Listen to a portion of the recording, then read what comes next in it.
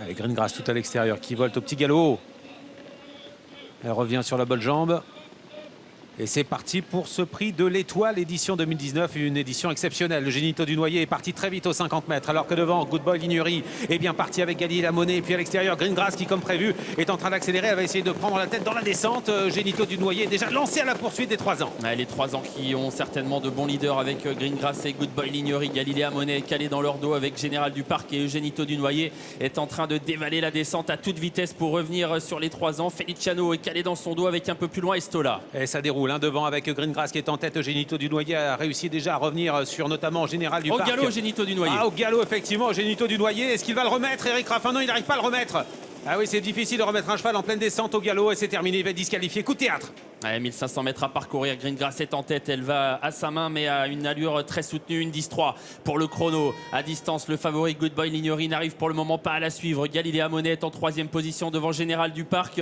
Les aînés ont perdu leur leader, Génito du Noyer qui a été disqualifié. Du coup, c'est Feliciano qui est en train d'effectuer la jonction. Gabi Gélormini s'est retourné un instant mais il n'y a personne pour revenir. Pour le moment, il a une nette avance, il est en train d'accélérer très fort dans la montée. Il contrôle les opérations avec la pouliche entraînée par Sébastien Garato. La casaque de Sébastien Devulf est en tête avec en 2e position Good Boy Lignery, le meilleur 3 ans français avec en 3e position derrière Galilée Lamonnet suivi par Général du Parc. Quant à Feliciano, il s'est rapproché avec dans son dos Estola. Falcao de Lorma attend à l'arrière et puis Julery est à l'arrière également en compagnie d'Elie Duruel. Elle l'a montée désormais pour Greengrass qui est seul en tête avec en 2e position à distance Good Boy Lignery. Feliciano commence à refaire du terrain, il vient dans le dos de Général du Parc. Estola essaye de suivre le mouvement. Falcao de Lorma est toujours loin. On va se diriger vers le dernier tournant, intersection des pistes avec Greengrass qui est maintenant rattrapé par Good Boy Lignery qui se rapproche progressivement. Les 3 ans sont toujours aux avant-postes. Est-ce qu'on va pouvoir revenir derrière? Feliciano a beaucoup de gaz, il est 4e derrière Général du Parc, dernier tournant. Franck Nivard qui fond maintenant sur Gabi Gélormini qui a du mal à résister avec Greengrass.